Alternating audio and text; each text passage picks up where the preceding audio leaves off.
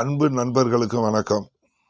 அன்பு நண்பர்களே, ஒருவர் பழனியிலிருந்து ஒரு கேள்வி கேட்டிருக்கிறார். ஐயா, லஞ்சம் பெற்று சஸ்பெண்ட் ஆகும் ஜாதகம் எப்படி இருக்கும்? நல்ல கேள்விதான். நிறைய லஞ்சம் வாங்குறாங்கல்ல, அப்ப லஞ்சம் வாங்கி மாட்டிக்கிறவங்களும் இருக்கிறாங்க, லஞ்சம் வாங்கி தப்பிக்கக்கூடியவர்கள் இருக்கத்தானே செய்யறாங்க. அப்ப எல்லாத்தையும் நம்ம தெரிஞ்சுக்கிறோங்கிற அமைப்பு தான். லஞ்சம் பெற்று சஸ்பெண்ட் ஆகும் ஜாதகம் எப்படி இருக்கும் ஐயா, விளக்கவும். இந்த பாருங்க, லஞ்சம் வாங்கக்கூடிய அமைப்பு அப்படின்னு சொன்னா 6-8 அதிபதிகள் தசாபுத்திகள் நடக்கக்கூடிய அமைப்பு. லஞ்சம் வாங்கி மாற்றாருன்னு சொன்னாவே நல்லா பாருங்க, 6-8 தசாபுத்திகள் நடக்கக்கூடிய அமைப்பு. அந்த நேரத்தில் அட்டமத்து சனி சென்ம சனி நடக்கக்கூடிய காலகட்டமாக இருக்கும். அப்போ அந்த அந்த டயத்தில் நம்ம என்ன பண்ணுவோம், தப்புகள் அதிகமாக பண்ணுவோம். தப்பு பண்ணி மாட்டிக்கிட்டு நம்ம முழிக்கக்கூடிய ஒரு சூழ்நிலை ஏற்படும். சரிங்களா?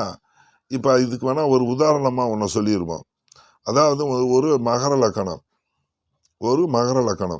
லக்கண அதிபதியே 8ல் நிற்கிறார். 8ன்னா சிம்ம வீடு. மகர லக்கணத்திற்கு 8ஆம் வீடாக சிம்ம வீடு வரும். சிம்ம வீடு அங்கே சனி நிற்கிறார். ஏற்கனவே சிம்ம வீடு சனிக்கு ஆகாத வீடு. ஒருத்தர் அரசு வேலை பார்க்கணும்னு சொன்னால் நம்ம இவர் கேட்குற கேள்வி, ஒரு அரசு அதிகாரி லஞ்சம் பெற்றுன்னு தான் கேட்டிருக்காரு. அப்போ சிம்மமும் சிம்ம அதிபதியும் வலுத்தவர்கள் தான் அரசு வேலைக்கு போக முடியும். இது ஒரு அமைப்பு, சுபத்துவ பாவத்துவ விதியில் இது ஒரு அமைப்பு.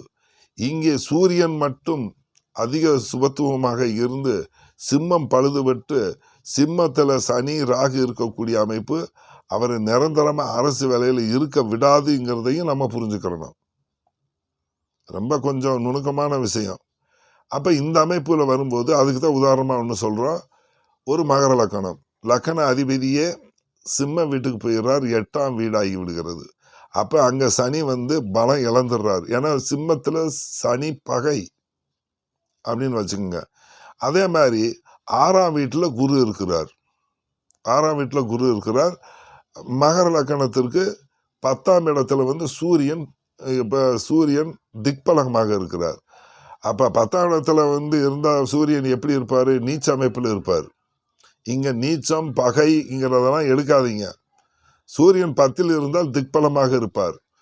செவ்வாய் 10ல் இருந்தால் திக்பலமாக இருப்பார். புதன் லக்கணத்தில் இருந்தால் திக்பலமாக இருப்பார். குரு லக்கணத்தில் இருந்தால் திக்பலமாக இருப்பார். இங்கெல்லாம் நீச்சம் பகைங்கிறதெல்லாம் எடுக்கக்கூடாது. இது ஒரு சூட்சம விஷயங்க. அதே மாதிரி பார்த்தீங்கன்னா லக்கணத்தில் 4ல் சுக்கிரன் இருக்கக்கூடிய அமைப்பு திக்பலம். லக்கணத்தில் 4ல் சந்திரன் இருப்பது திக்பலம். நைசீரிக்க அதாவது சட்பலத்தில் இந்த கிரகங்களுக்கு சொல்லப்பட்ட விதிமுறைகள் இதெல்லாம் ஹை சப்ஜெக்டுங்க. சரிங்களா? அப்போ இந்த அமைப்பு வரும்போது லக்கணத்துக்கு 10ல் சூரியன் திக்பலமாக இருந்து மிதுனத்திலிருந்து குரு பார்க்கக்கூடிய அமைப்பில் இவருக்கு குரு தசை சூரிய புத்தி அல்லது சூரிய புத்தி குரு தசையில் இவருக்கு சர்வ நிச்சயமாக அரசு வேலை கிடச்சிரும். பாயிண்ட் புரிஞ்சுக்கிட்டீங்களா? மகர லக்கணத்துக்கு 12ஆம் வீட்டுக்கு அதிபதினு சொல்லக்கூடியவர் 6ல் இருக்கிறார். அப்போ 6க்கும் 12க்கும் கனெக்ஷன் ஆகிவிட்டது. 6க்கும் 12க்கும் 12ஆம் பாவத்தை சுபத்துவப்படுத்துகிறார் குரு. சூரியனையும் சுபத்துவப்படுத்துகிறார். அரசு வேலை கிடச்சி போச்சு.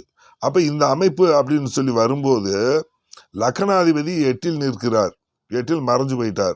சூரியன் நீசமாய் லக்கணத்திற்கு 10ல் திக்பலம் பெற்று குருவின் பார்வையில் இருக்கிறார். இவருக்கு குரு தசை சூரிய புத்தி அல்லது சூரிய தசை குரு புத்தியில் இவருக்கு அரசு வேலை கிடச்சிருது. சனி திசை வந்துடுது நண்பர்களே. குரு தசைக்கு அடுத்து தான் சனி திசை வரும். இங்கே சனி 8ல் இருக்கிறார். சனி திசை வரும்போது சர்வ நிச்சயமாக இவருக்கு வேலை போகக்கூடிய அமைப்பாக வந்துடும். அப்போ மறைஞ்சு தான் குரு ஒரு மகர லக்கணத்திற்கு 12ஆம் வீட்டுக்கு அதிபதி 3ஆம் வீட்டுக்கு அதிபதினு சொல்லக்கூடிய குரு 6ல் மறைஞ்சிருந்து தான் பார்க்கிறார். அப்போ மறைவு ஸ்தானத்திலிருந்து குரு பார்க்கக்கூடிய அமைப்பு அப்படின்னு வரும். இப்போ இவருக்கு என்ன குரு, அப்போ குரு பார்க்கக்கூடிய மறைஞ்ச குரு பார்க்குறாருன்னா அப்போ மறைவு ஸ்தானத்தில் பார்க்கும்போது ஒரு அசிங்கம் கேவலம் என்ற விஷயத்தை இவர் சந்திக்கக்கூடிய ஒரு சூழ்நிலை ஏற்படுகிறது. இதே கோச்சார அமைப்பில் அட்டமத்து சென்ம சனிங்கிறது நடந்து சனி திசையில் சனி திசை அப்படின்னு வரும்போது சனி திசை வரும்போது லஞ்சம் வாங்கக்கூடிய அமைப்பு இவருக்கு சர்வ நிச்சயமாக நடக்கும். அப்பொழுது இவர் மாட்டிக்கிட்டு சஸ்பெண்ட் ஆகக்கூடிய ஒரு சூழ்நிலை ஏற்படும் நண்பர்களே. சரிங்களா? மறக்காமல் சப்ஸ்கிரைப் பண்ணுங்கள் நண்பர்களே. நன்றி, வணக்கம்.